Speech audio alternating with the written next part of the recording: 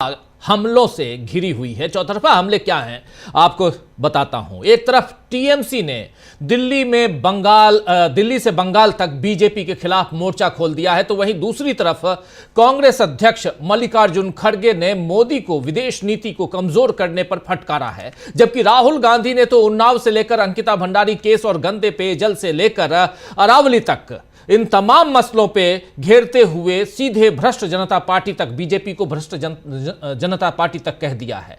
इतने हमले ही काफी नहीं थे कि अमेरिका से भी मोदी के लिए अच्छी खबरें नहीं आ रही हैं, जिसके बाद बीजेपी को सफाई देने उतरना पड़ा है।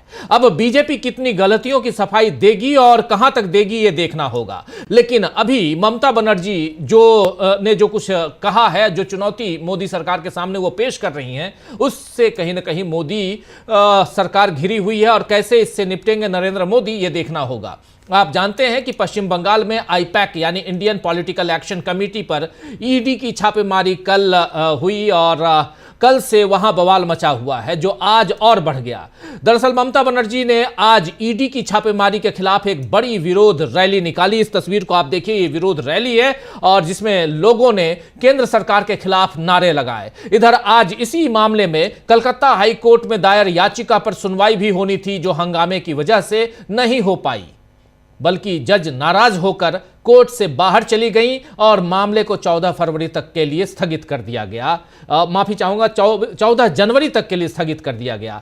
वहीं दिल्ली में आज टीएमसी के 8 सांसदों को गृह मंत्री अमित शाह के आवास और दफ्तर के बाहर प्रदर्शन करने के लिए गिरफ्तार किया गया। और गृह मंत्री, ये देखिए तस्वीरें आप देख लीजिए, एक 8 सांसद, ये महुआ मोइत्रा हैं और इधर डेरेक ओब्रायन, ये तमाम टीएमसी के सांसद, इनको किस ढंग से गिरफ्तार करके हिरासत में लेते हुए, डिटेन करते हुए यहां दिल्ली पुलिस दिखाई दे रही है और इसके बाद इनको ले जाया गया। ये तस्वीरें आप देख रहे हैं अमित शाह के दफ्तर और घर के बाहर।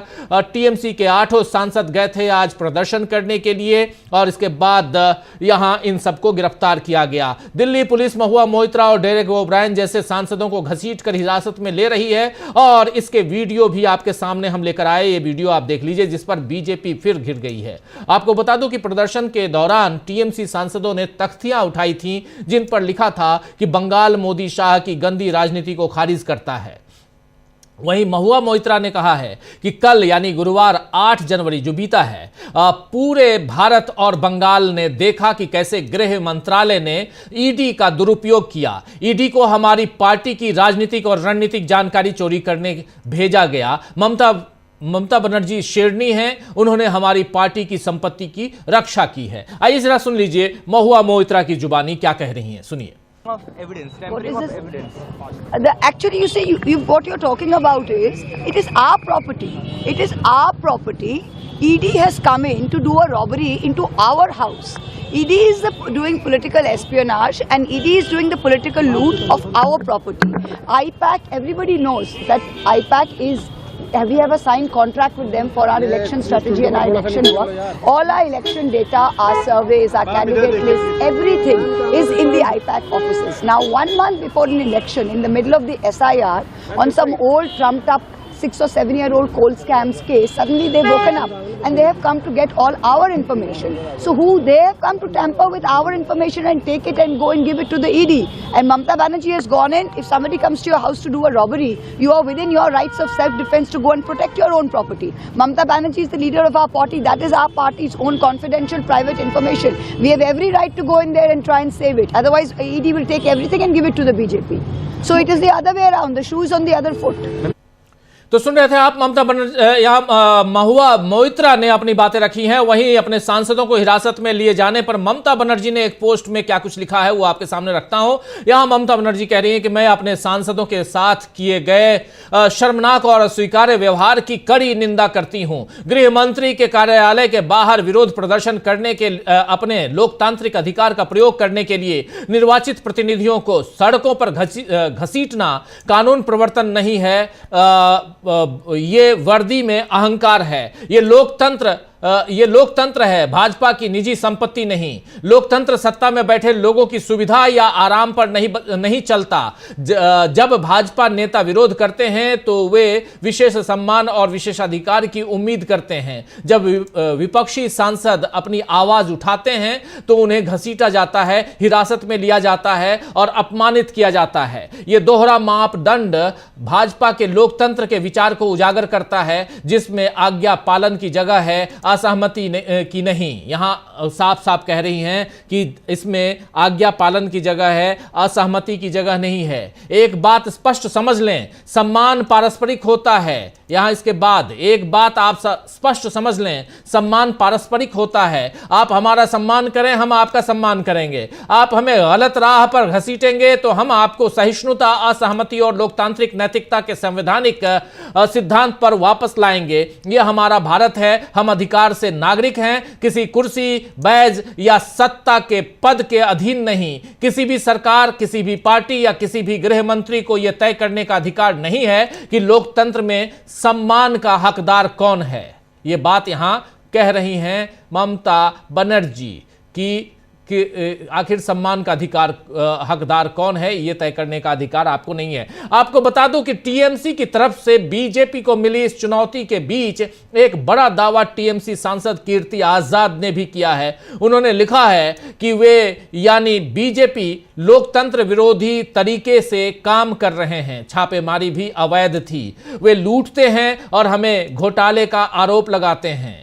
उन्होंने हमारी रणनीति और उम्मीदवार सूची ले ली। भाजपा के आंतरिक सर्वे में दिख रहा है कि वे 25 से ज्यादा सीटें नहीं जीत पाएंगे, लेकिन ममता बनर्जी भारी बहुमत से मुख्यमंत्री बनेंगी और आगे चलकर प्रधानमंत्री भी। साफ साफ इन्होंने प्रधानमंत्री की कुर्सी भी अब आगे के लिए रख दी, ममता बनर्जी के लिए। अब मोदी का जोर तो फिलहाल बंगाल चुनाव जीतने में है दोस्तों, लेकिन इसके लिए जैसी रणनीतियां बीजेपी बना रही है, कहीं उसमें दिल्ली भी हाथ से ना निकल जाए। वैसे भी इस समय सारे विपक्षी दल फिर से बीजेपी को एक साथ घेरने में लगे हैं। मनरेगा पर कांग्रेस के अलावा आम आदमी पार्टी भी बीजेपी के विरोध में उतर आई है, तो दूसरी तरफ उत्तर प्रदेश के एसआईआर में समाजवादी पार्टी और कांग्रेस ने मोर्चा खोला है। वहीं आज बिहार की सियासत भी गर्म हो रही है, क्योंकि अब लालू प्रसाद यादव तथा उनके परिवार के सदस्यों के खिलाफ जमीन के बदले नौकरी मामले में आरोप तय कर दिए गए हैं। इस फैसले से मुकदमे की शुरुआत का रास्ता खुल गया है, जिसका असर बिहार की सियासत पर पड़ सकता है। वहीं आज राहुल गांधी ने मोदी सरकार को कई मामलों में घेरते हुए लिखा है कि देश में भ्रष्ट जनता पार्टी, जी हां, भारतीय जनता पार्टी के लिए लिख रहे हैं राहुल गांधी कि देश में भ्रष्ट जनता पार्टी की डबल इंजन सरकारों ने जनता की जिंदगी तबाह कर दी। भ्रष्टाचार के साथ सत्ता का दुरुपयोग और अहंकार का जहर बीजेपी की राजनीति में ऊपर से नीचे तक फैल चुका है। इनके सिस्टम में गरीब, असहाय, मजदूर और मध्यम वर्ग की जिंदगी सिर्फ आंकड़ा है और विकास के नाम पर वसूली तंत्र चल रहा है। उत्तराखंड में अंकिता भंडारी की निर्मम हत्या ने पूरे देश को झकझोर दिया, लेकिन सवाल आज भी वही है, सत्ता का संरक्षण बीजेपी के किस वीआईपी को बचा रहा है? यह सवाल यहां पूछ रहे हैं। कानून सबके लिए बराबर कब होगा? उत्तर प्रदेश के उन्नाव कांड में भी पूरा देश देख चुका है कि सत्ता के गुरूर में अपराधियों को कैसे बचाया गया और पीड़िता को न्याय के लिए कितनी कीमत चुकानी पड़ी। इंदौर में जहरीला पानी पीकर मौतें हों या गुजरात, हरियाणा, दिल्ली तक काले पानी और दूषित सप्लाई की शिकायतें, हर तरफ बीमारियों का डर है। राजस्थान की अरावली हो या प्राकृतिक संसाधन, जहां जहां अरबपतियों का लालच और स्वार्थ पहुंचा, वहां वहां नियमों को रौंद दिया गया। पहाड़ काटे जा रहे हैं, जंगल उखाड़े जा रहे हैं और जनता को बदले में मिल रहा है धूल, प्रदूषण और आपदा। खांसी के सिरप से बच्चों की मौतें, सरकारी अस्पतालों में नवजातों को मारते चूहे, सरकारी स्कूलों की गिरती छतें, ये लापरवाही नहीं, भ्रष्टाचार की सीधी मार है। पुल गिरते हैं, सड़कें धंसती हैं, ट्रेन हादसों में परिवार मिट जाते हैं और बीजेपी सरकार हर बार वही करती है, फोटो ऑप, ट्वीट और मुआवजे की औपचारिकता। मोदी जी का डबल इंजन चल रहा है, लेकिन फिर अरबपतियों के लिए, सिर्फ अरबपतियों के लिए, आम भारतीय के लिए यह भ्रष्टाचार की डबल इंजन सरकार विकास नहीं, तबाही की रफ्तार है, जो हर दिन किसी न किसी की जिंदगी कुचल रहा है। ये बात यहां राहुल गांधी कह रहे हैं। इधर उन्हीं की पार्टी यानी कांग्रेस पार्टी के राष्ट्रीय अध्यक्ष मल्लिकार्जुन खड़गे ने विदेश नीति के मामलों पर मोदी सरकार को फटकारते हुए क्या कुछ लिखा है वो भी आपके सामने रखना चाहता हूं। यहां साफ साफ लिख रहे हैं मल्लिकार्जुन खड़गे, कोटेड, मैं देश नहीं झुकने दूंगा। ये बात किसने कही थी? ये बात नरेंद्र मोदी ने कही थी। उसी को कोट करते हुए यहां लिख रहे हैं कि आज जो हो रहा है वो बिल्कुल उसका उल्टा है। दो ताजा उदाहरण सामने रख रहे हैं। पहला, 5 साल से लगा चीनी कंपनियों पर बैन हटाया जा रहा है। गलवान में भारतीय वीर सैनिकों ने जो आहुति दी, उनके बलिदान का अपमान तो मोदी जी चीन को क्लीन चिट थमाकर किया था। अब चीनी कंपनियों के लिए लाल कारपेट बिछाकर वो ये दिखा रहे हैं कि उनकी लाल आंख में चीनी लाल रंग कितना गहरा है। दूसरा, अमेरिकी राष्ट्रपति ट्रंप रोजाना भारत द्वारा रूसी तेल निर्यात पर टिप्पणी कर रहे हैं, पर मोदी जी चुप हैं, अपनी नजरें चुरा रहे हैं। सर वाली बात सरेंडर ज्यादा दिखती है और इस हमारे लिए विदेश नीति मतलब राष्ट्र हित सर्वोपरि होना चाहिए, पर मोदी सरकार ने हमारी नॉन अलाइंड और स्ट्रेटेजिक ऑटोनॉमी की विदेश नीति को गहरी चोट पहुंचाई है। यहां मोदी सरकार की विदेश नीति एक वाइल्ड पेंडुलम की तरह कभी इधर कभी उधर झूलती है और इसका नुकसान भारत की जनता को हो रहा है। तो यहां खड़गे के दावे सही साबित हो रहे हैं दोस्तों, क्योंकि आज ही अमेरिकी वाणिज्य सचिव हार्वर्ड लटनिक का दावा आया है, जो विदेश सचिव वाणिज्य सचिव हैं, उनका दावा आया है कि भारत और अमेरिका व्यापार समझौता इसलिए नहीं हुआ क्योंकि प्रधानमंत्री नरेंद्र मोदी ने अमेरिकी राष्ट्रपति डोनाल्ड ट्रंप से सीधे बात नहीं की थी। अब मिलने के लिए तो सर क्या मैं आ सकता हूं, ये कहते हैं प्रधानमंत्री, सर कैन आई कम, और लेकिन दूसरी तरफ यहां डोनाल्ड ट्रंप से जब बात करनी चाहिए कि टैरिफ कैसे कम किया जाए, इस पर उन्होंने बात नहीं की और ये बात नहीं होने के कारण आज जगहसाई हो रही है और सबसे ज्यादा यहां के व्यापारियों को तकलीफ हो रही है, यहां के कर्मचारियों को तकलीफ हो रही है जिनकी कंपनियां बंद हो रही हैं। इसे खारिज करने और मोदी के लिए सफाई देते हुए आज भारत के विदेश मंत्रालय के प्रवक्ता रणधीर जायसवाल ने कहा है कि प्रधानमंत्री नरेंद्र मोदी और राष्ट्रपति डोनाल्ड ट्रंप के बीच 2025 में 8 बार बातचीत हुई। विदेश मंत्रालय की साप्ताहिक मीडिया ब्रीफिंग में उन्होंने कहा है रणधीर जायसवाल ने कि हमारे प्रधानमंत्री और राष्ट्रपति के बीच 2025 के दौरान 8 बार फोन पर बातचीत हुई है, जिसमें हमारी व्यापक साझेदारी पर दोनों नेताओं ने चर्चा की है। तो जिस तरह से मोदी सरकार को बार बार सफाई पेश करने की जरूरत पड़ रही है, उससे जाहिर है कि वाकई विदेश नीति को पेंडुलम की तरह सरकार ने बनाया है। लेकिन विदेश नीति ही नहीं बल्कि पूरी की पूरी मोदी सरकार क्या पेंडुलम की तरह कभी इधर तो कभी उधर की तर्ज पर काम कर रही है? क्या विपक्ष के हमले और खासकर टीएमसी की चुनौती के बाद अब पूरी तरह से घिर गए हैं नरेंद्र मोदी?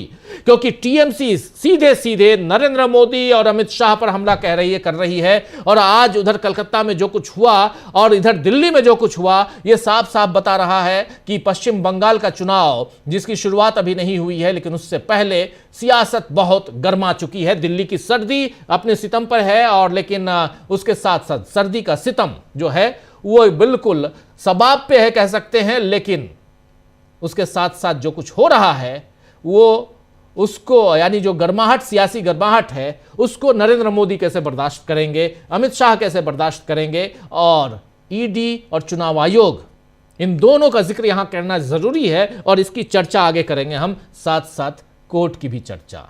चलिए शुरुआत करते हैं और यहां ममता ने कैसे बता दिया है आने वाले दिनों का प्लान और विपक्ष के चौतरफा हमलों में कैसे घिरी हुई है मोदी सरकार, इसकी बात हम करते हैं। इस पर और थोड़ी सी खबरें आगे बढ़ाने की कोशिश करते हैं। हमारे साथ कुछ वरिष्ठ साथी जुड़े हुए हैं, उनसे पहले आपका परिचय करवाता हूं। देखिए इस वक्त 4 वरिष्ठ साथी जुड़े हुए हैं। कोलकाता से हमारे 2 साथी जुड़े हुए हैं। सुमन भट्टाचार्य जी हमारे साथ जुड़े हुए हैं। सुमन आपका स्वागत है। और प्रफुल्ल कोलख्यान जी भी जुड़े हुए हमारे साथ। प्रफुल्ल जी आपका भी स्वागत है। इधर दिल्ली से 2 साथी प्रशांत टंडन जी और अमलेंदु उपाध्याय जी। दिल्ली में ठंड बहुत ज्यादा है, कोलकाता में कैसा है मुझे नहीं पता, लेकिन शायद दिल्ली जितनी तो नहीं होगी, क्योंकि किनारा जो है वो बंगाल की खाड़ी है, समुद्र से गंगा मिलती है, लेकिन वहाँ जो मिलन हो रहा है वो मिलन यहाँ सियासी मिलन से दूर, सियासत में वहाँ अलगाव की खबरें खूब आ रही हैं। सीधे आना चाहता हूँ सुमन भट्टाचार्य जी आपके पास, जरा आपसे समझना चाहता हूँ कोर्ट से लेकर ये जो तस्वीरें आ रही हैं, इधर दिल्ली में जो कुछ हुआ इसकी क्या प्रतिक्रिया है, लेकिन कोर्ट में सबसे पहले क्या हुआ आज वो बताइए। कोर्ट में आज एक बहुत चमत्कार हुआ। मैं चमत्कार शब्द इसलिए इस्तेमाल कर रहा हूं, जो भाजपा की हर वक्त कोशिश रहता है जे हाई कोर्ट में या सुप्रीम कोर्ट में जाके अपने फेवर में कुछ लाने के लिए, लेकिन पहला दफा जो हाई कोर्ट की जिस जज की चेंबर में ये होने वाला था वहां पे बात हो नहीं पाया, क्योंकि बहुत ज्यादा भीड़ हो गया था। भीड़ को जज ने संभाल नहीं पाया। उन्होंने बोला कि ऑनरेबल जस्टिस शुभ्रा घोष ने बोला कि 14 तारीख को ये फिर से सुनवाई होगा। तब ईडी चला गया चीफ जस्टिस के पास। चीफ जस्टिस से उन्होंने वो एक ही मांग किया कि अभी इसका सुनानी होना चाहिए, लेकिन चीफ जस्टिस ने भी उसको नकार दिया। इसका मतलब क्या होता है? आज जब मैं आपके साथ ये प्रोग्राम में बैठा हूं, खुद ममता बनर्जी ने 2 एफआईआर किया ईडी के बारे में, तो 14 तक कलकत्ता में कोई भी ईडी ऑफिसर सेफ नहीं है। अगर ममता बनर्जी की पुलिस चाहे और ममता बनर्जी चाहे, क्योंकि law and order is a state subject and it's FIR by an sitting chief minister, कोई भी ईडी ऑफिसर को अरेस्ट कर सकते हैं। इसीलिए ईडी में उतना भागदौड़ मच गया जे हमारे, और ईडी हाईकोर्ट में जाके बताया भी जे हमारे पास कोई प्रोटेक्शन नहीं है। हमको अगर स्टेट पुलिस तंग करेगा, हैरस करेगा तो हम लोग क्या करेंगे? लेकिन चीफ जस्टिस को सुनने के लिए तैयार ही नहीं था। ठीक है, जब ये हाईकोर्ट में हो रहा था ये पूरा कोर्ट ड्रामा, तब ममता बनर्जी ने अपना जो जुलूस है मिছিল शुरू कर दिया था। हाईकोर्ट से जाके उनके पार्टी को, आप सब लोग पहचानते उनके पार्टी को, जो वरिष्ठ एमपी है कल्याण बनर्जी, उन्होंने उनको बताया। आप विजुअल्स में बाद में देखेंगे, कल्याण बनर्जी मिছিল में जाते हैं और उनको बताते हैं कि कोर्ट में ऐसा ऐसा हुआ। लेकिन मैं शाम तक, अभी लगभग 7:30 बजने वाला है, बंगाल पुलिस ने ईडी के खिलाफ कोई भी ऐसा कड़ा कोई स्टेप नहीं लिया। लेकिन पॉलिटिकली जो इंपॉर्टेंट है, ममता बनर्जी ने सीधे बोल दिया, हर मोहल्ले से, हर जिला से, हर गांव से भाजपा को निकालो। ये ऐसा एक कॉल है जो पॉलिटिकल कॉल है, जिसका मुकाबला करना मेरे हिसाब से भाजपा के लिए बहुत बहुत परेशानी हो जाएगा। क्योंकि जो टीएमसी का बूथ लेवल का ऑर्गेनाइजेशन है, जितना उसका ताकत है, वो अगर सचमुच भाजपा के खिलाफ हर मोहल्ले में जुलूस निकालना शुरू कर दे, तो भाजपा के लिए इस चुनाव में सचमुच, ऐसे भी बंगाल में 84,000 बूथ है, उनमें भाजपा ऐसे मान लिया हमारे पास सिर्फ 40,000 बूथ में हम लोग एजेंट दे सकते हैं, तो वो 40,000 बूथ में भी उनके लिए टिकना बहुत मुश्किल हो जाएगा। एंड देखिए, जो पॉलिटिक्स तो ऑप्टिक्स के ऊपर चलता है। टीएमसी का 8 सांसद इंक्लूडिंग डेरेक ओब्रायन और उनका लोकसभा का जो डिप्टी लीडर है शताब्दी राय, उन्होंने सारा अमित शाह के ऑफिस के सामने चले गए और वो भी एक ऑप्टिक्स क्रिएट किया जो भाजपा का पुलिस कैसे उन लोगों को ट्रीट किया। तो भाजपा का पुलिस अगर ऑपोजिशन की एमपी को ऐसे ट्रीट करते हैं तो वो ऑप्टिक्स भी बहुत जबरदस्त खड़ा हो गया।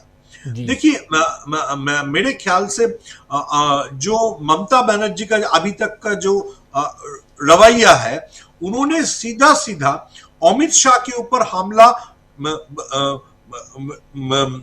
करते रहे। She is continuing her attack on Amit Shah. और उन्होंने और एक बात बोला, जब उनको मैं नाम लेना नहीं चाहता हूं, इंडिया का सबसे फेमस गोदी मीडिया जब उनको पूछा कि आपके ऊपर करप्शन का आरोप है और आपके पास जो कैला माफिया है उसका पैसा गया है, तो उन्होंने सीधा बोला कि वो पैसा अमित शाह के अकाउंट में गया, वो पैसा डिफेंस मिनिस्टर राजनाथ सिंह के अकाउंट में किया। आप उन दोनों से क्यों नहीं पूछते हैं? आप भाजपा के भरोए हैं, हमको इसके बारे में कुछ बोलना नहीं है, जो बोलना है हम लोग कोर्ट में बताएंगे। तो सिचुएशन अभी आज शाम तक जो सिचुएशन है, भाजपा के लिए प्रेशर इतना ज्यादा है और ममता इतना, देखिए ममता बनर्जी बेसिकली एक स्ट्रीट फाइटर है। उन्होंने वो सिटिंग चीफ मिनिस्टर होने के बावजूद वो बेसिकली ओपोनेंट की तरह बिहेव करता है। तो उनका जो ये ओपोनेंट जैसे पॉलिटिक्स है वो भाजपा को इतना चौंका दिया है। आज कलकत्ता में जेपी नड्डा रहा, जेपी नड्डा कलकत्ता में है, जेपी नड्डा 2 प्रोग्राम मैंने देखा, जेपी नड्डा जय है, लेकिन जेपी नड्डा भी उसके सामने ऐसा कुछ बोल नहीं पाया जो बहुत खास हुआ। मेरे को अभी तक जितना लगा मैं वो बताना, मेरे को ऐसा ही लगा सर। जी जी, सुमन भट्टाचार्य जी, जरा ये बताइए कि जो कोर्ट का मामला है और उसमें आप बता रहे हैं कि आज जज जो थी उनके पास चूंकि वहाँ भीड़ बहुत हो गई और उस भीड़ को कंट्रोल करना मुश्किल था कोर्ट रूम में, और उन्होंने 14 जनवरी की तारीख दे दी। इसके बाद गए यहाँ ईडी गई सीधे चीफ जस्टिस के पास, चीफ जस्टिस ने भी मना कर दिया। लेकिन ओवरऑल जो कोर्ट का मामला, ज़रा ये समझाने की कोशिश कीजिए कि इस मामले से कितना प्रोटेक्शन होगा। अगर आज सुनवाई हो जाती ईडी की तो कितना प्रोटेक्टिव वे में ईडी आगे बढ़ के कार्रवाई कर सकती थी, और अगर आज नहीं है तब क्या कुछ है? आपने बताया थोड़ा सा कि वहां की जो पुलिस है, चूंकि वो स्टेट पुलिस है और वो जब भी चाहे ईडी के ऊपर कार्रवाई कर सकती है, ईडी के अधिकारियों को यहां तक कि गिरफ्तार तक कर सकती है। लेकिन क्या कुछ है, जरा और बताइए, थोड़ा सा और इसको विस्तार दीजिए। राजीव जी, हमको ये याद रखना पड़ेगा, जो ईडी के खिलाफ एफआईआर हुआ है वो एक सिटिंग चीफ मिनिस्टर ने किया है, और वो ईडी के खिलाफ चोरी और चोरी के साथ जबरदस्ती डॉक्यूमेंट ले जाने की आरोप लगाया है। लेकिन आज शाम तक जब मैं ये बात कर रहा हूं, अभी तक ईडी के खिलाफ कोई कार्रवाई नहीं हुआ है। लेकिन ईडी कोर्ट में जाके यही बोलने की कोशिश किया जो हम लोग सेफ नहीं फील कर रहे, हमारे ऊपर कभी भी पुलिस का कार्रवाई हो सकता है, हमारा जो दूसरा इन्वेस्टिगेशन चल रहा है उसके ऊपर भी कार्रवाई हो सकता है। लेकिन चीफ जस्टिस ने यह सुनने से इनकार कर दिया। मेरे को मालूम नहीं है जो कालो सुप्रीम कोर्ट की स्पेशल बेंच के पास या मंडे सुप्रीम कोर्ट जाएंगे कि नहीं, लेकिन ईडी का जो पूरा तरीका है, देखिए जो मैं मानता हूं, ये मेरा बायस्ड ओपिनियन भी हो सकता है, ये बिल्कुल एक ब्राजील में जो कॉपी बुक था, पहले आप एक बात को उठाओ, फिर ईडी को इंक्वायरी के लिए भेजो, और फिर judiciary, over active judiciary, sorry for using this term, क्योंकि लेकिन हमारे बंगाल से 2 हाई कोर्ट के जस्टिस ऐसे निकले, एक सीधा बीजेपी में चला गया और दूसरा अपने रिटायरमेंट के दिन वो अनाउंस किया जो I am a RSS man. तो उसके बाद जुडिशियरी के ऊपर जितना भरोसा हम लोगों को था वो तो बिल्कुल वो बिल्कुल खराब हो गया। लेकिन आज कम से कम जुडिशियरी से ईडी और भाजपा को कोई भी सपोर्ट नहीं मिला। भाजपा इसको तृणमूल का स्ट्रेटेजी बता रहा है, लेकिन जो भी बताए, ये पहली बार मेरे ख्याल से ईडी जब बंगाल में बहुत एक्टिव होने के बाद ये पहली बार है जो एक फ्राइडे नाइट, एक सैटरडे नाइट, एक संडे नाइट ईडी के हर ऑफिसर ये सोच के निकलेगा घर से जो मैं अरेस्ट तो नहीं हो जाऊं, मैं अरेस्ट तो नहीं हो जाऊं, क्योंकि फिर से मैं बता रहा हूं, ये एफआईआर दूसरा कोई भी नहीं तृणमूल की तरफ से, आईपैक का प्रतीक जैन भी नहीं, सीधा ममता बनर्जी ने एफआईआर किया जे मेरा डॉक्यूमेंट चोरी करने का कोशिश है। तो ईडी को इस आरोप का मुकाबला अगला 3 दिन करना पड़ेगा जब तक ना हाईकोर्ट में उसका कोई रिहाई मिल जाए। जी, दूसरी बात यहां एक और है जो ममता बनर्जी कह रही हैं कि अगर यहां से कुछ नहीं होता है तो मैं सीधे दिल्ली जाऊंगी और चुनाव आयोग का घेराव करूंगी। चुनाव आयोग की भी बात कर रही हैं वो, इसमें कितना आप दम देखते हैं? क्या ये सिर्फ कहना है या ये हो भी सकता है? दिल्ली में आज जब घेराव हो रहा था, इसके साथ साथ एक और सवाल, अमित शाह के घर पर और दफ्तर पर ये 8 सांसद जो हैं घेराव करने के लिए पहुंचे थे, प्रदर्शन करने के लिए पहुंचे थे, और इन लोगों ने किया भी, पुलिस ने गिरफ्तार किया। अभी विजुअल्स हम देख रहे थे, अभी फिर दिखा देते हैं विजुअल। लेकिन दूसरी तरफ ये बताइए कि ममता बनर्जी भी बार बार सीधे अमित शाह के ऊपर तो हमला बोलती हैं, लेकिन नरेंद्र मोदी के ऊपर हमला क्यों नहीं कर रहे बोलती हैं? जबकि नरेंद्र मोदी देश के प्रधानमंत्री हैं, मोस्ट पॉपुलर नेता, अमित शाह से ज्यादा पॉपुलर नेता नरेंद्र मोदी हैं, तो नरेंद्र मोदी का नाम न लेकर बार बार, और यह भी कह रही हैं कि नरेंद्र मोदी आप अपने गृह मंत्री को समझा दो, इसका क्या मतलब है? देखिए, ममता बनर्जी अपने तरीके से एक डिवाइड एंड रूल में चलते हैं। जैसे बंगाल में जो पुराना प्रेसिडेंट है भाजपा का, दिलीप घोष, उसके साथ वो अच्छा बात करता है। जब हमारे यहाँ पे एक जगन्नाथ धाम का टेम्पल इनॉग्रेट हुआ, दिलीप घोष चला गया, लेकिन जो उनके पार्टी से भाजपा में गया वो शुभेंदु के साथ उनका कांटे का टक्कर है। उसी तरह वो बोलता है नरेंद्र मोदी आप अमित शाह को संभालो, अमित शाह खराब है। ये ममता बनर्जी का भाजपा का अंदर एक डिवाइड एंड रूल पॉलिटिक्स है। वो कितना काम करता है हर वक्त हमको नहीं पता है, लेकिन बंगाल में कम से कम दिलीप घोष और शुभेंदु अधिकारी का फाइट हम लोग रोज देखते हैं। दूसरा जो बात आप बोल रहे हैं वो बहुत इंपॉर्टेंट बात है, वो अभिषेक बनर्जी भी काफी टाइम से बोल रहा है। आपको याद हो सकता है कि जब अभिषेक बनर्जी तृणमूल का डेलीगेशन लेके गणेश कुमार के पास गया और गणेश कुमार उसको 2.5 घंटा वेट करा के रखा, तब अभिषेक बनर्जी बोल के आए थे कि आज मैं आ रहा हूं, इसके बाद ममता बनर्जी आएंगे। तो ममता बनर्जी तो ईडी के छापे पर सीधा धावा बोल दिया। हमारे लैंग्वेज से बोल सकते हल्ला बोल कर दिया। लेकिन ये आज मैं जितने टीएमसी के जो यूथ लीडर है, क्योंकि आपने सर्दी के बारे में पूछा, तो मैंने सारा देखा, जो सारा यूथ लीडर है सारा रैली खत्म होने के बाद दूसरा स्वेटर खरीदने के लिए चला गया। तो मैं 3-4 बंदे को पूछा जो मेरा कॉलेज का जूनियर है, तुम लोग रैली के बाद क्यों स्वेटर खरीदने के लिए जा रहे हो? वो सारे मेरे को बताया कि ममता बनर्जी ठान लिया है वो इलेक्शन कमीशन के ऊपर भी धावा बोलेगा। दिल्ली में वो जाएगी और गणेश कुमार के सामने वो अपना पूरा ताकत लेके, अगर हो सकता है तो 10,000-20,000 आदमी को कलकत्ता से ले जाके वो इलेक्शन कमीशन के सामने भी एक धावा बोलेगी। ये उनका अभी तक दिमाग में है।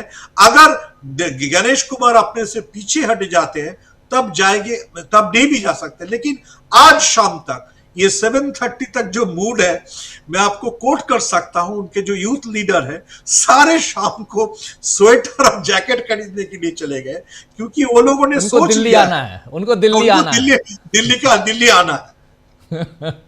लेकिन एक बात बताइए, ये जो तस्वीर जो देख रहे हैं आप, जो विजुअल्स देख रहे हैं, ये महुआ मोइत्रा ऐसे तमाम सांसद, इसका कितना इम्पैक्ट पड़ा होगा पश्चिम बंगाल में? पहली बात। दूसरी बात ये कि इस पूरे 2 दिनों से, कल से लेकर आज तक जो घटनाक्रम है, इसका कितना बेनिफिट यहां ममता बनर्जी को मिल सकता है, उनकी पार्टी को, या इसका उल्टा पड़ेगा कि बीजेपी को और दूसरे दलों को मिलेगा? क्या देखते हैं आप?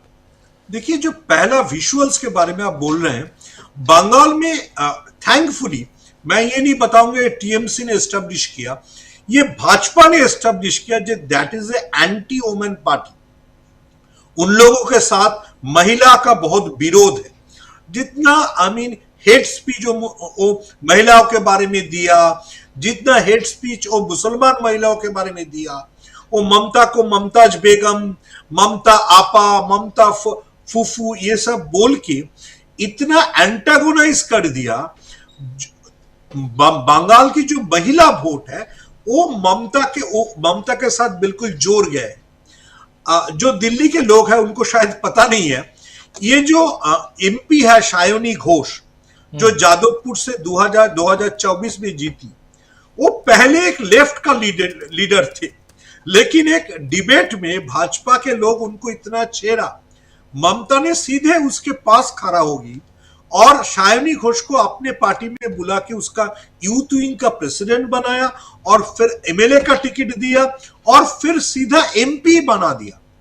तो आप देखेंगे जो बंगाल की जो महिला वोट है, मैं सिर्फ महिला वोट के ये जो विजुअल्स है जो शताब्दी राय महुआ मित्र को ले जा रहा है, ये बंगाल की जो महिला वोट है उसको बहुत इफेक्ट कर रहा है। ये भाजपा को सोचना चाहिए। और भाजपा के जो महिला लीडर है जैसे लॉकेट चैटर्जी जो पुराना एमपी था, वो आज राजभवन गया, लेकिन वो ये जो अटैक ऑन वुमेन एमपी, ये जो बात तृणमूल सामने ला रहा है, इसका कुछ मुंह तो जवाब नहीं दे पा रहा है भाजपा का बंगाल लीडरशिप अभी तक। मैं बंगाल लीडरशिप बोला, लेकिन मैं फिर से याद करा देना चाहता हूं, जेपी नड्डा आज कलकत्ता में रहा और as a health minister 2 program में गए, लेकिन उन्होंने भी बहुत कुछ खास नहीं बता पाया।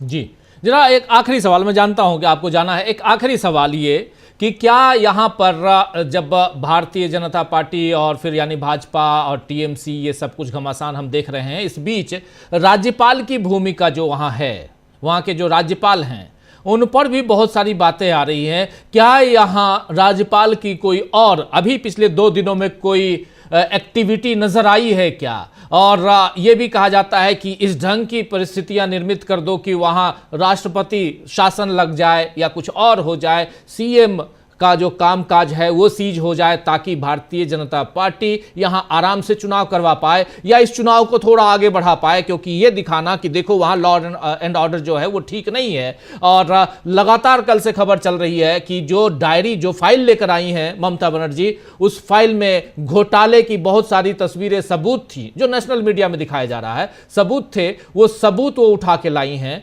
और ये सब एक तरह से वहां स्टैब्लिश करने की कोशिश हो रही है कि कहीं ना कहीं ये पूरा का पूरा भ्रष्टाचार करने वाली पार्टी है और उसकी मुख्यमंत्री हैं ममता बनर्जी, और इसमें अब रोल राज्यपाल का हो जाता है। कोई एक्टिविटी नजर आई क्या?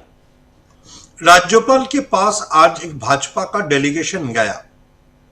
बंगाल की राज्यपाल को लेके 2 प्रॉब्लम है जो शायद कलकत्ता के बाहर ज्यादा लोग नहीं जानते। एक, हमारे राज्यपाल के ऊपर 2 सेक्सुअल मोलेस्टेशन की चार्ज है। एक जो राजभवन की एक वुमेन एम्प्लॉय है उन्होंने लगाया, जो ऑफिशियली ममता बनर्जी ने खुद अनाउंस किया था, जे वो लड़की आके मेरे से मिला और वो राजभवन के खिलाफ ये लगाया। दूसरा, एक dancer, she is a quite established dancer, उन्होंने लगाया कि दिल्ली में ले जाके हमारे ऊपर राज्यपाल ने बलात्कार किया। ये दोनों ऑफिशियल चार्ज है, लेकिन राज्यपाल की जो इम्यूनिटी है जो हमारे कॉन्स्टिट्यूशन देता है, इसीलिए सीवी आनंद बोस अभी सेव है। अभी आता है 356 की बात।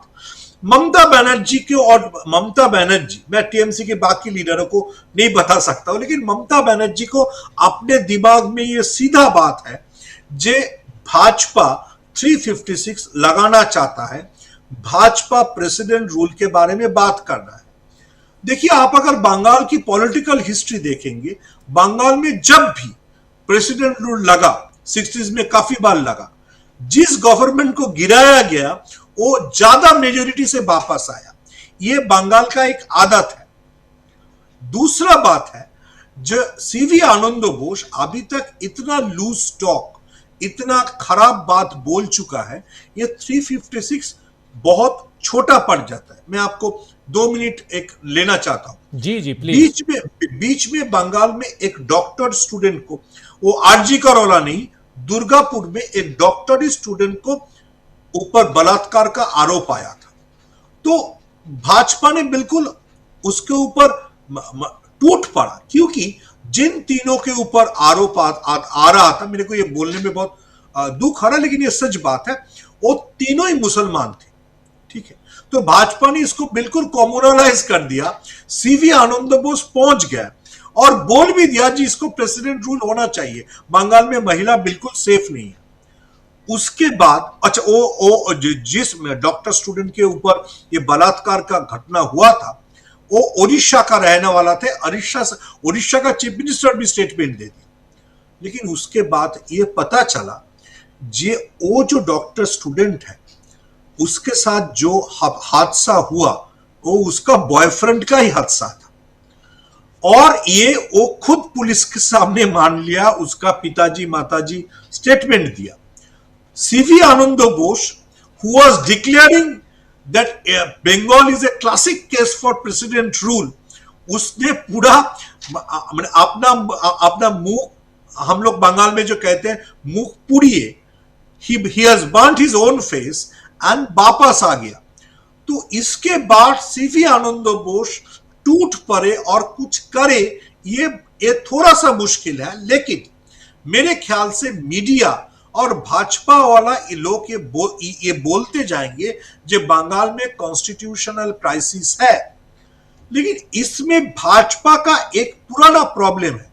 राजीव जी यहाँ पे सब लोग सीनियर जर्नलिस्ट है, भाजपा ऐसे टेक्निकली लेफ्ट के तरह 356 या प्रेसिडेंट रूल के खिलाफ है। तो अगर भाजपा बंगाल में वो करता है तो भाजपा का जो पॉलिटिकल हिस्ट्री है और बंगाल में जो बोल के उन्होंने पूरा पॉलिटिकल माहौल तैयार किया जो हम लोग डेमोक्रेटिकली पावर में आना चाहते हैं, वो पूरा तहस बहस हो जाएगा। और ममता भी ये जानती है, वो खुद शहीद होना चाहती है, जे हमको अरेस्ट करो, हमारे खिलाफ ऐसा कुछ बोलो जे मैं और लोगों को रास्ते पे ले आओ। She wants to go for a street fight and Bhajpa wants to keep the ED in action. That is the story till now. बहुत महत्वपूर्ण, बहुत इंपॉर्टेंट बात आप बता रहे थे। बहुत बहुत शुक्रिया, बहुत धन्यवाद आपका सुमंदा, इस चर्चा में बने रहने के लिए बहुत बहुत शुक्रिया, आपने वक्त निकाला। और हमारे साथ जुड़ गए हैं सुनील शुक्ला जी भी। सुनील जी आपका भी स्वागत है और तमाम साथियों आप सबका। प्रशांत जी आपके पास आना चाहता हूँ। प्रशांत जी जल्दी से कि अभी सुन रहे थे आप सुमन भट्टाचार्य जी का, और तमाम मसलों पर इन्होंने बहुत गहराई से विश्लेषण किया है। और ममता बनर्जी चाहती क्या हैं स्ट्रीट पे, यानी लड़ाई, जिस लड़ाई को लड़ती रहीं, सिंगूर मामले से उदय हुआ ममता बनर्जी, बहुत उस समय से आप याद कीजिए, सिंगूर से लेकर आज तक का ममता बनर्जी का सफ़र जो है वो एक फाइटर वाला सफ़र रहा है, इसमें नो डाउट। और वाम दलों को परास्त करना, कांग्रेस को परास्त करना, उसके बाद फिर आगे बढ़ना। और दूसरी तरफ याद कीजिए हम लोग बेंगलुरु में थे, ममता बनर्जी जब इंडिया गठबंधन के मेंबर के रूप में वहाँ थी तो उन्होंने राहुल गांधी की तारीफ करते हुए क्या कहा था, Rahul is my favourite. Rahul Gandhi के लिए ये उनका सेंटेंस था बेंगलुरु में जब इंडिया गठबंधन की बैठक चल रही थी कि राहुल गांधी मेरे फेवरेट हैं।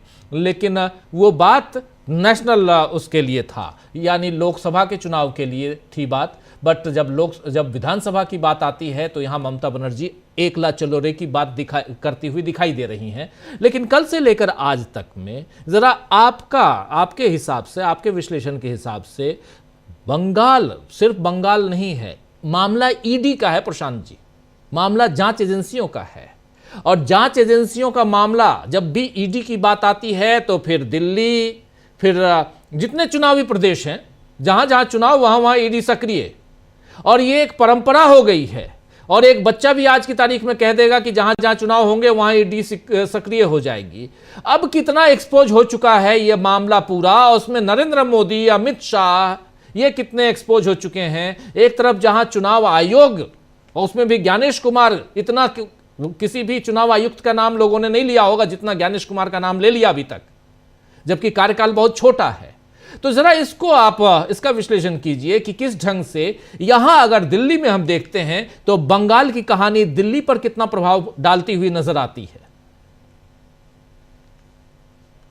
आपने शुरुआत की थी कि मोदी जी पे चौतरफा हमला, तो अभी जरा इस खंड में तो मैं बात करूंगा बंगाल की जी। उसके बाद अगली बार में जब अमेरिका से जो बिल्कुल हमले हुए हैं उस पर भी चर्चा बहुत जरूरी, क्योंकि उसके बहुत। इम्प्लीकेशन बहुत गहरे हैं। बहुत बहुत बहुत, और इसलिए लेकिन- उस सब्जेक्ट को रखा भी हूं, वो उस पर बात करना सेकंड राउंड में मैं चाहता हूं कि उस पर बात हम लोग खुल के करें। जी बहुत डिटेल है उसमें, हाँ।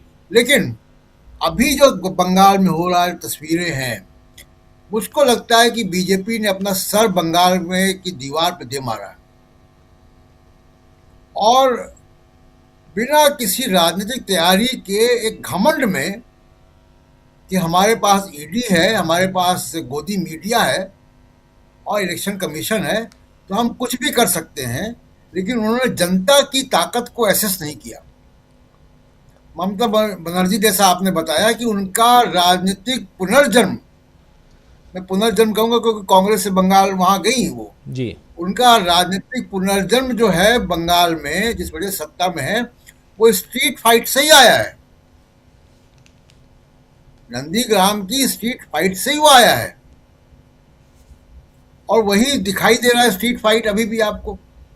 ये अंडर एस्टिमेट कर गए बीजेपी के लोग और अमित शाह, मोदी, कि ये ईडी के बहाने और गोदी मीडिया जो भी, अगर गोदी मीडिया की अपील उत्तर प्रदेश, बिहार, दिल्ली में है, बंगाल में नहीं है। और बंगाल में भी होगी तो कलकत्ता से आगे नहीं होगी। हिंदी कितने लोग जानते हैं? आप कहीं भी जाएंगे गैर हिंदी भाषी क्षेत्र में, तो बड़े शहरों के अलावा भाषा की दिक्कत आती है। तो ये गोदी मीडिया के घमंड में और ईडी और एसआईआर के घमंड में उन्होंने एक कदम उठा लिया। लेकिन अब आज सोचिए अगर क्या होता, अगर आज हाई कोर्ट में सुनवाई हो जाती, हाई कोर्ट विवश होता कि कुछ ना कुछ वो एक्शन लेता,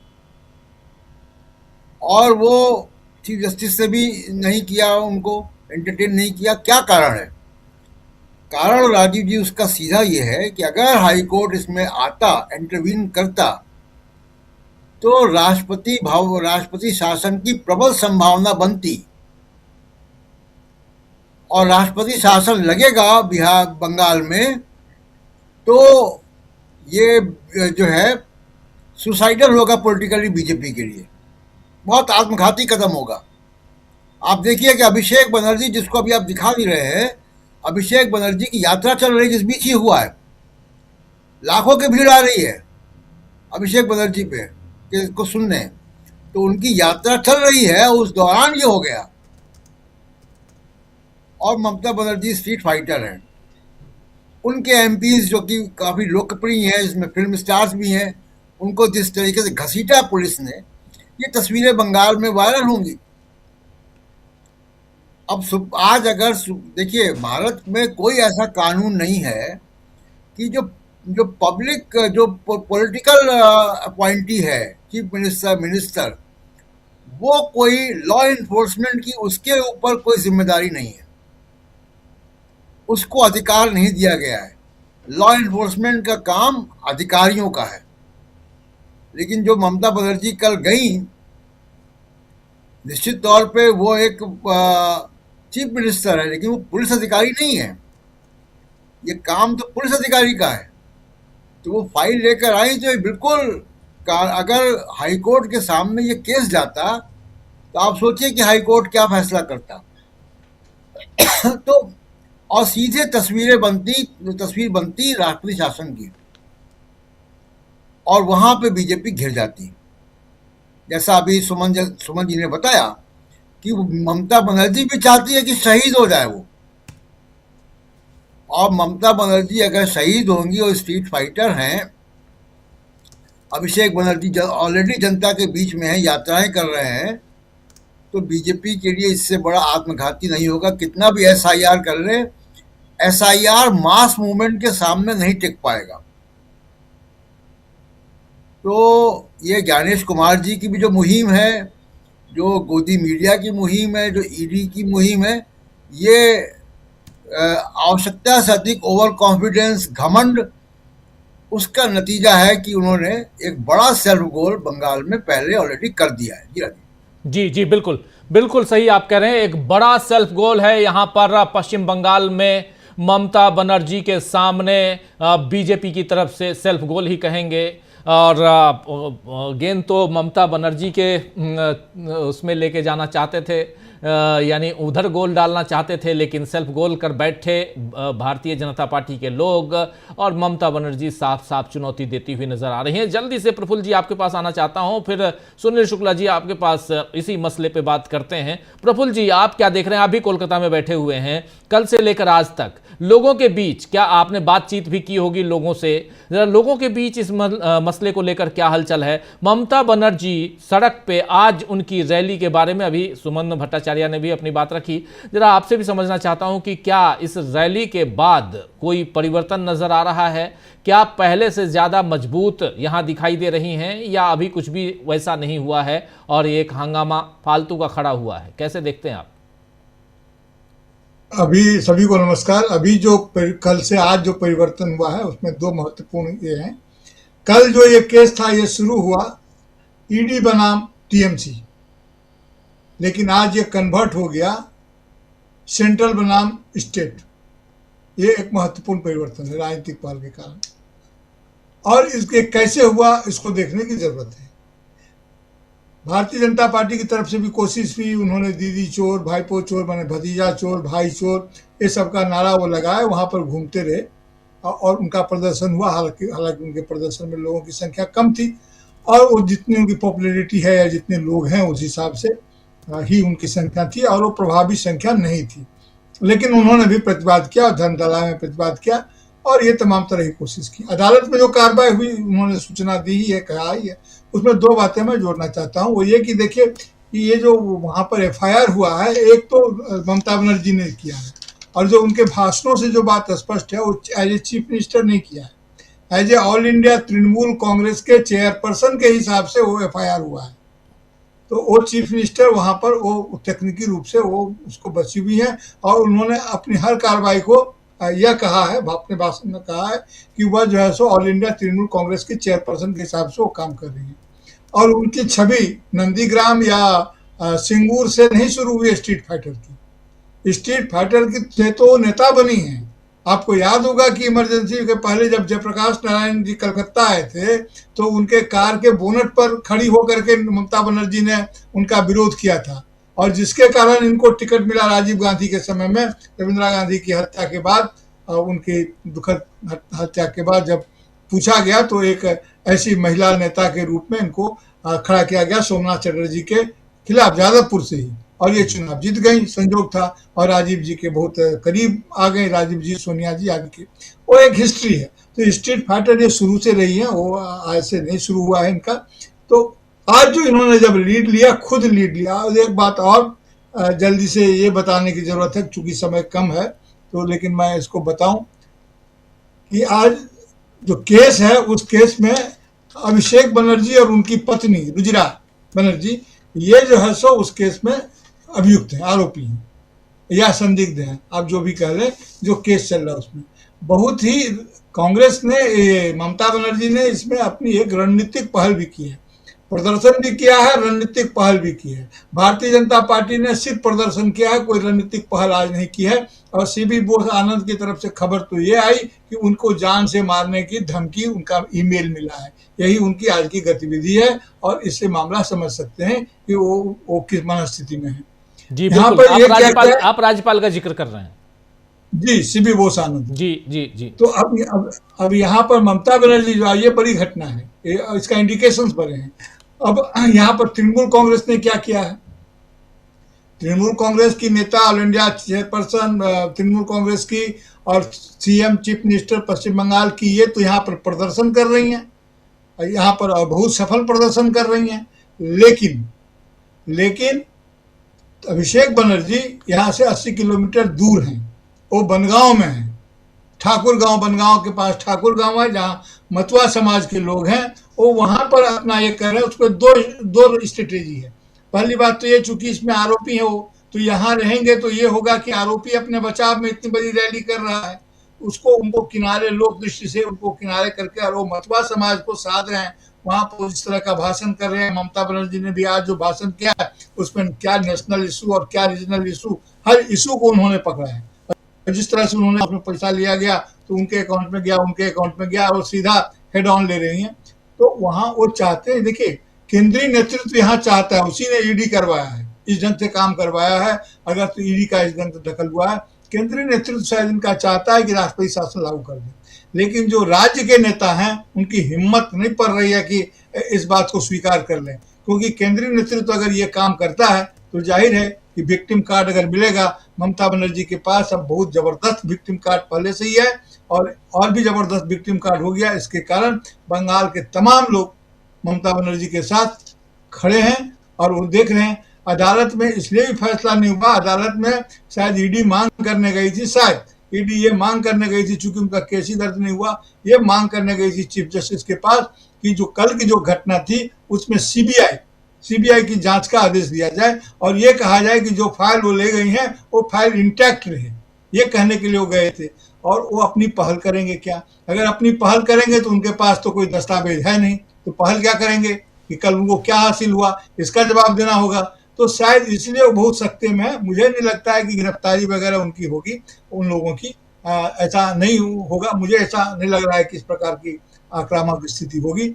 लेकिन हाँ, ये जरूर है कि वे अपने हिसाब से जरूर समझ रहे होंगे कि हमारी ये चाल पूरी की पूरी गलत हो गई है, और राजनीतिक आका लोग भी समझ रहे होंगे कि ये चाल उस ढंग से सूट नहीं किया और वो अदालत में भी इस ढंग का फैसला नहीं आया। और जितनी भीड़ जमा हो गई थी अदालत में, वो जाहिर है वहाँ सुनवाई तो नहीं होनी थी। ये पहली घटना है कि भीड़ के न्याय को होते हुए दिखना चाहिए। पहली घटना मुझे लगता है कि भारत के न्यायिक इतिहास में भी है कि अदालत में भीड़ ज्यादा हो जाने के कारण किसी महत्वपूर्ण केस की सुनवाई टल गई। तो ये इसको किस प्रकार से, हालांकि वकील लोग बताएंगे, लेकिन लीगल हिस्ट्री में मुझे लगता है कि ये अद्भुत और शायद पहली ही घटना होगी कि इतने जन दबाव के कारण ये मामला की सुनवाई टल गई और 14 जनवरी को रखा गया। आप जानते हैं कि 14 जनवरी मकर संक्रांति का दिन है, उत्तरायण दक्षिणायन का अलग मामला है। यहाँ पर बंगाल में वैसे भी पूरे भारत से लोग आए हुए रहते हैं मकर संक्रांति के समय में। तो देखिए कि इसका राजनीतिक क्या फल आउट होता है। अभी तो जल्दी में इतना ही, आगे और भी है मेरे पास सूचना है, लेकिन बाद में जी बिल्कुल आता हूं दोबारा और बहुत सारी सूचनाओं के साथ आपसे और बात करेंगे। जल्दी से सुनील शुक्ला जी आपके पास आना चाहता हूं। कल से लेकर सुनील जी वही सवाल, कल से लेकर आज तक क्या कुछ बदलते हुए आप देख रहे हैं? हालात वहां के भले बदले ना बदले, लेकिन दिल्ली के हालात कैसे बदले हैं या नहीं बदले हैं, क्या कुछ आपको दिखाई देता है? चुनाव आयोग की बात होती है, लेकिन इस बीच अब चूंकि चुनाव पास है तो ईडी की बात भी होने लगी। धन्यवाद राजीव जी। चाहे चुनाव आयोग की बात हो, चाहे ईडी की बात हो, या अमित शाह के खिलाफ टीएमसी के प्रदर्शन का सवाल हो, या पश्चिम बंगाल में राजनीतिक माहौल को अपने अनुकूल बनाने की कोशिशें हैं। भारतीय जनता पार्टी अगर ये चाहती है कि वो ममता बनर्जी को केंद्रीय एजेंसियों के माध्यम से राजनीतिक रूप से पछाड़ देगी, तो वो बहुत गलतफहमी में है। जो ममता बनर्जी का अगर मुकाबला भारतीय जनता पार्टी करना चाहती है तो वो उसका राजनीतिक तौर से ही मुकाबला कर सकती है, और वह राजनीतिक ताकत उसके पास पश्चिम बंगाल में नहीं। निश्चित रूप से ममता बनर्जी ने जो पहल की है, जो आक्रामकता दिखाई है, वो अपने मतदाताओं, अपने समर्थकों, अपने पार्टी के कैडर को पूरी तरह से बांधे रहने में कामयाब है। ममता बनर्जी निश्चित रूप से एक स्ट्रीट फाइटर है और वह उनकी पहचान है, और अपने इस फाइटिंग इमेज को उन्होंने कभी खत्म नहीं होने दिया।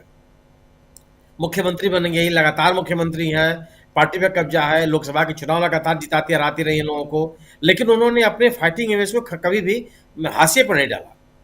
और उसका ही लाभ यह है कि कोई भी राजनीतिक दल मजबूती के साथ उनके खिलाफ खड़ा नहीं हो पाया। आप याद कीजिए कि वो वही ममता बनर्जी हैं जिन्होंने जब ये उल्लेख किया कुलख्यान जी ने कि जयप्रकाश जी का इन्होंने विरोध किया था कांग्रेस के नेता के रूप में। बाद में वामपंथी नेताओं के खिलाफ जो इन्होंने संघर्ष किया, वामपंथी सरकार में वो दृश्य याद कीजिए जब इनको बाकायदे सड़क पर घसीटा गया था। लेकिन ममता बनर्जी ने कभी अपने कदम पीछे नहीं छोड़े और अपनी ताकत लगातार बढ़ाती गई, और बिना किसी पॉलिटिकल लिगेसी की, कोई किसी राजनीतिक घराने से वो नहीं आती, किसी बहुत बड़ा राजनीतिक प्रश्न उनके पास नहीं था। कांग्रेस, युवा कांग्रेस में भी उन्होंने अपनी पहचान बनाई, और कांग्रेस से निकलने के बाद जब तृणमूल कांग्रेस का गठन इन्होंने किया तभी उन्होंने अपनी एक अलग पहचान बनाई। पश्चिम बंगाल की एक राजनीति यह भी है कि पश्चिम बंगाल में जो राज्य में है वह अगर केंद्र के साथ लड़ता नहीं रहेगा तो वह राजनीतिक ताकत जुटा नहीं सकता।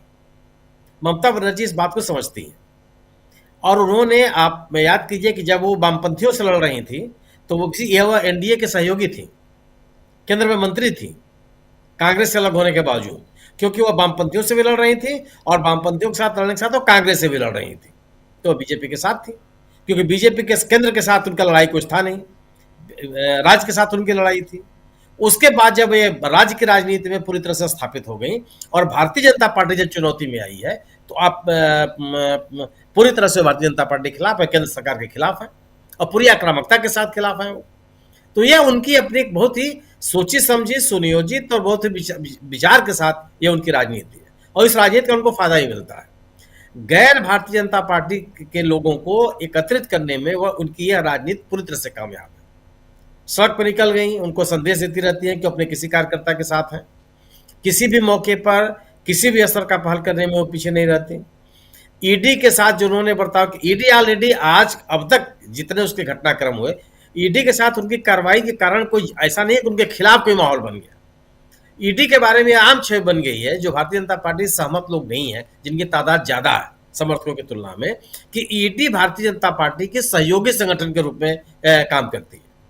वो उस राज्य में उन दलों को के खिलाफ कार्रवाई करने लगती है जो दल भारतीय जनता पार्टी के खिलाफ चुनाव लड़ रहे होते हैं या जिनके पास एक बड़ी राजनीतिक ताकत होती है। तो ईडी के खिलाफ जो पहल किया ममता बनर्जी ने, उससे उनके समर्थकों में या पश्चिम बंगाल के सिविल सोसाइटी में कोई उनके खिलाफ माहौल नहीं बना, वह और ताकतवर होकर के निकली है। न्यायालय में जाकर क्या कर लेंगे, न्यायालय क्या कर देगा? न्यायालय क्या अधिक से अधिक यही तो कहेगा कि ईडी को जांच करने का कोई रोक, कोई व्यवधान न पैदा किया जाए। सवाल इस बात का है कि ईडी को ही तो कोई न्यायालय बताना पड़ेगा कि वह क्यों गया था उनके पास। वो जांच उस जो जैन साहब का अपना कार्यालय वहां पे क्यों अपने इन चुनाव के मौके पर आपने छापा डाला, उसकी भी तो जवाबदेही बनेगी। और यही माहौल बनाना चाहती है ममता बनर्जी जहां एक तरफ कोलकाता में प्रदर्शन कर रही हैं, अपने नेताओं को उन्होंने उतार दिया दिल्ली में अमित शाह के खिलाफ। अमित शाह, जो आपने एक बार इस सवाल पूछा था कि अमित शाह को तो टारगेट कर रही हैं, नरेंद्र मोदी को टारगेट नहीं कर रही, यह भी उनकी सोची समझी राजनीति है। क्योंकि माना यह जाता है कि जो राज्यों में इस तरह की राजनीतिक गतिविधियां होती हैं, नेताओं के खिलाफ कार्रवाई होती है, ईडी का मतलब अमित शाह, जो ये केंद्रीय एजेंसियां काम करती हैं, गृह मंत्रालय के अधीन है या वित्त मंत्रालय के अधीन है, उसमें भूमिका अमित शाह की है। राज्य सरकारों को डिस्टर्ब करने की जो कार्रवाई होती है राजनीतिक तरीके से, यह माना जाता है कि उसमें अमित शाह की भूमिका है। तो वह अमित शाह को टारगेट इसीलिए करती है। और एक दूरी दोनों नेतृत्व के बीच में, अमित शाह और मोदी जी के बीच में एक विभाजन बाकायदे खींच कर रखती है। आखिर अगर आप मोदी को ही सीधे टारगेट कर लिए तो फिर बचा क्या आपके पास? तो उन्होंने अमित शाह को टारगेट किया, फिर कोई बड़ी घटना होगी तो मोदी को टारगेट करने लगेंगे। वह एक टारगेट अपना बना के रखती है कि जिससे अगला हमले का उनके पास एक लक्ष्य बना रहे। वह अपने हमले के लक्ष्यों को एक साथ सीमित नहीं करने वाली नेता नहीं है, इसलिए वो अमित शाह को टारगेट करती हैं और अपने राज्य में जो भारतीय जनता पार्टी के जो समर्थक हैं उनके खिलाफ एक माहौल बना के रखती है। मेरा अपना मानना है कि जो दिल्ली में घटनाएं हुई हो और चाहे जो कोलकाता में घटनाएं हो रही हैं, वो इससे ममता बनर्जी की राजनीतिक ताकत बढ़ी है। कांग्रेस, भारतीय जनता पार्टी ने उनके खिलाफ इस तरह की कार्रवाई करके जो थोड़ी बहुत भी उनके खिलाफ एंटी इनकम्बेंसी का माहौल बनाने की कोशिश की जाती, उसमें भी विफल रही है। आप ममता बनर्जी का मुकाबला ममता बनर्जी के गवर्नेंस पे करके तो कर सकते हैं। ममता बनर्जी के खिलाफ उनको डरा के, उनके कार्यकर्ताओं को हतोत्साहित करके, उनके नेताओं को लालच दे करके आप पश्चिम बंगाल में सफल नहीं हो सकते। पश्चिम बंगाल में भारतीय जनता पार्टी की ताकत, वह उत्तर भारत के जो लोग वहां रह रहे हैं उनका एक समूह है, हो सकता है कि उनके समर्थन के बल पर वो आगे बढ़ जाए। जो पश्चिम बंगाल का अपना मूल निवासी है वहां पे, इसलिए भारतीय जनता पार्टी का जो पोलराइजेशन की राजनीति है वो भी कामयाब नहीं हो पाती। वो उस तरह की सोसाइटी है नहीं, और कि आप बाकायदे सांप्रदायिक आधार पर ध्रुवीकरण करा लें कि हाँ उत्तर भारत के लोग हैं जो जाके उत्तर प्रदेश, बिहार, राजस्थान, थोड़े बहुत मध्य प्रदेश के लोग जो जाकर के झारखंड, छत्तीसगढ़ के लोग वहां बसे हुए हैं, उनके बीच में भारतीय जनता पार्टी ने अपनी पहचान बनाई है, लेकिन उनकी संख्या बहुत ही सीमित है। उनके बल पर भारतीय जनता पार्टी अगर वो चाहे कि वह ममता बनर्जी और ममता बनर्जी कार्यकर्ताओं को डरा हुआ सहमा हुआ दिखा करके अपने लोगों को एकत्रित कर लेगी, वो संभव नहीं है। टीएमसी का कार्यकर्ता, टीएमसी की लीडरशिप एकदम जुझारू है वो, और वो लड़ने के लिए तैयार है। ममता बनर्जी का यह जुझारूपन और एक फाइटर की जो इमेज है वह उनकी बड़ी ताकत है, और उस इमेज से वो बाहर निकलने के लिए तैयार नहीं होंगी, बल्कि वो अपने आप को मजबूत करती ही जाएंगी। ये घटनाएं जो आजकल हो रही हैं बंगाल में, वह उनके इस इमेज को मजबूत करती है। जी बिल्कुल बिल्कुल। इस बीच ममता बनर्जी का एक और बयान आया है, वो आपके सामने रखते हैं और फिर अमलेंदु जी आपके पास आता हूं। देखिए क्या कह रही ममता बनर्जी कि आप जानते हैं कि चुनाव आयोग में कौन बैठा है, वो अमित शाह के सहकारिता विभाग के सचिव थे। मुझे इससे कोई आपत्ति नहीं है, मैं उन्हें चुनौती देती हूं कि वो हरियाणा और बिहार में जबरदस्ती सत्ता में आए हैं, अब वो बंगाल में भी यही करने की कोशिश कर रहे हैं, यहां कह रही हैं ममता बनर्जी। इसके बाद कह रही हैं कि मुझसे पूछिए कि कोयला घोटाले का पैसा किसने इस्तेमाल किया, शुभेंदु अधिकारी ने इसका इस्तेमाल किया और अमित शाह को भेज दिया। मैं कभी प्रतिक्रिया नहीं देती, लेकिन अगर कोई मुझे चोट पहुंचाता है तो मैं उसे कभी नहीं छोड़ती। एसआईआर के नाम पर वो स्थानीय लोगों को निशाना बनाते हैं, उन्होंने बूढ़े लोगों और गर्भवती महिलाओं को परेशान किया। ये बात यहां कह रही हैं ममता बनर्जी, एसआईआर का भी जिक्र कर रही हैं और जिक्र यहां चुनाव आयोग का करते हुए अमित शाह और सहकारिता विभाग से, सहकारिता सचिव उससे रिटायर हुए ज्ञानेश कुमार की भी बात कर रही हैं। अमलेंदु जी, कैसे देखा जाए ममता बनर्जी का ये अग्रेसिव नोट? काफी अच्छा है, और आज अगर देखा जाए तो चाणक्य जो है वो पहली जंग आज हार गए, आप इसको कह सकते हैं, क्योंकि चाणक्य को ये भरोसा नहीं रहा होगा कि उनके घर पे भी कोई आके प्रदर्शन कर सकता है। और राजीव जी, जो सबसे ज्यादा नुकसान हुआ है बीजेपी को, वो ये जो आप देख रहे हैं ना हमारे बगल में चल रहा है, जो डंडा डोली महुआ मोइत्रा की जा रही है, आप देखिए कि पुरुष पुलिस वाले जो हैं वो एक महिला सांसद को इस तरीके से उठाकर ले जा रहे हैं। आप देखिए महिला पुलिस भी और पुरुष पुलिस भी जो है वो है नकाब ओढ़े हुए पुलिस जो है, महिला पुलिस नहीं है, वो पुरुष पुलिस है।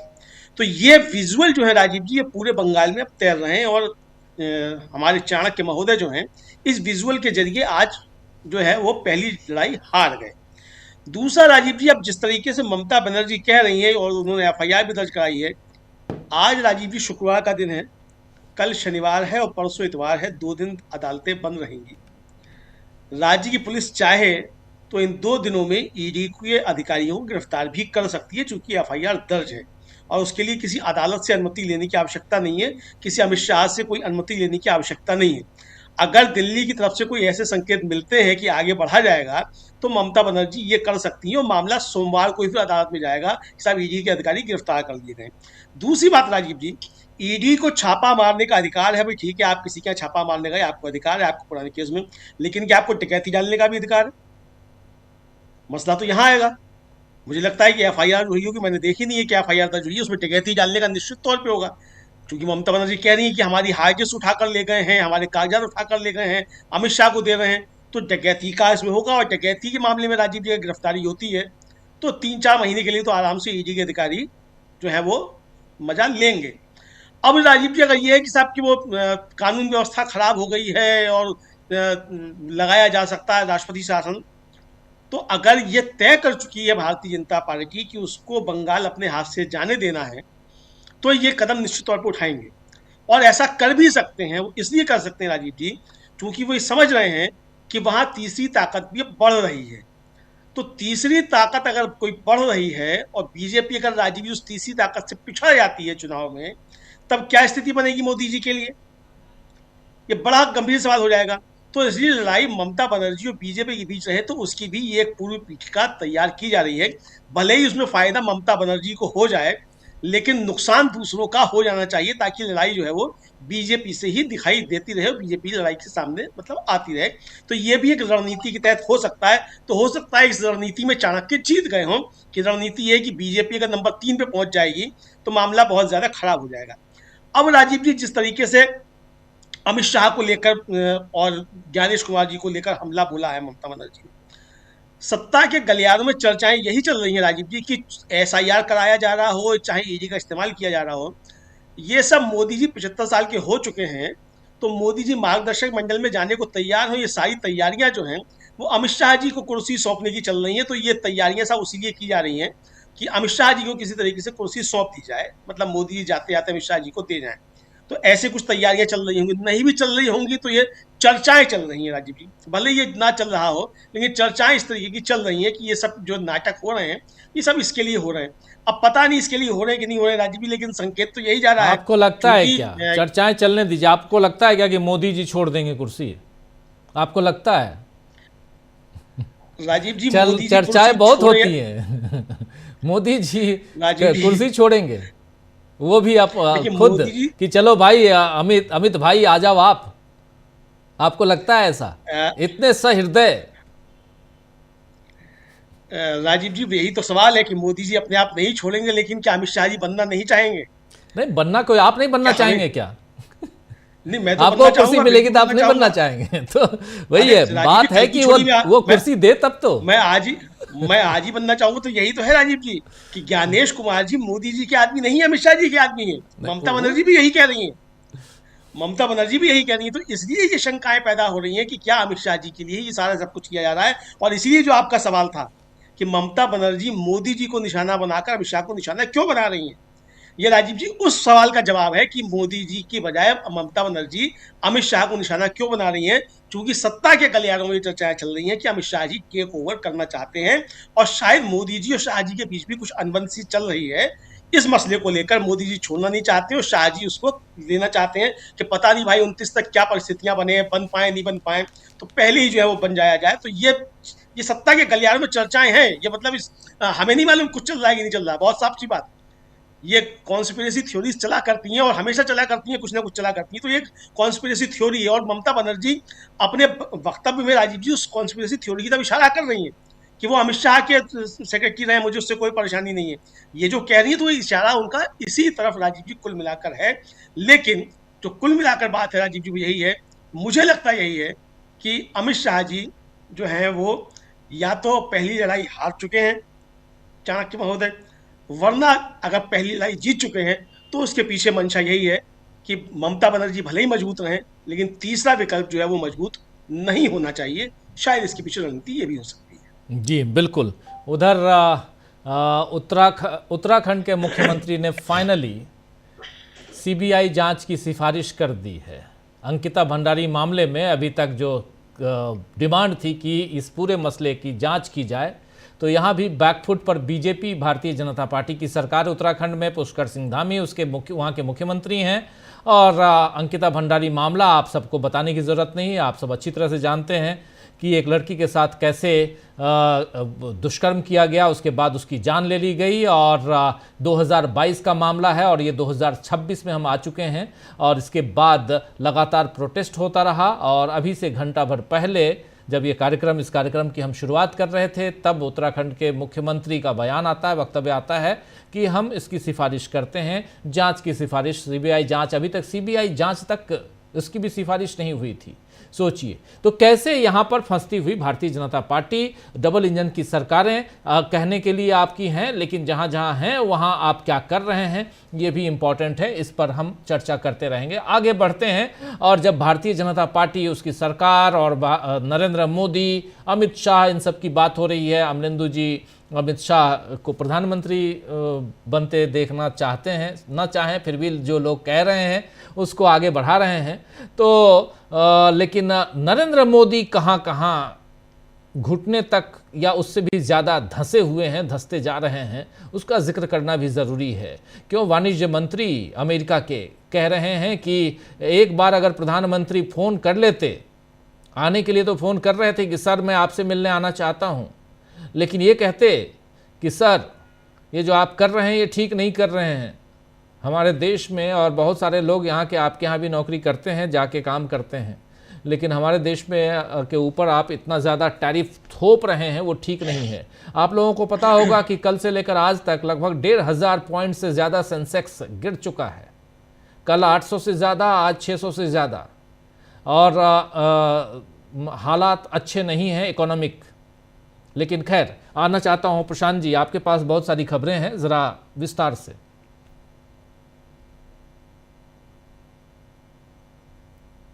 आवाज नहीं आ रही है प्रशांत जी की। जो अमेरिका और चीन की तरफ से हो रहा है या यहाँ से जो हो रहा है भारत से, उसका भी असर भारत की राजनीति में बहुत गहरा पड़ने वाला है, उसके आसार दिख रहे हैं। अब एक एक करके हम जरा दो एक चीजें हम देखते हैं कि क्यों ये अमेरिका से हुआ। लेकिन उसके पहले एक बहुत जरूरी बात ये कि जब चीन ने हमारी सीमाओं पर LAC पे जब स्टेटस को डिस्टर्ब किया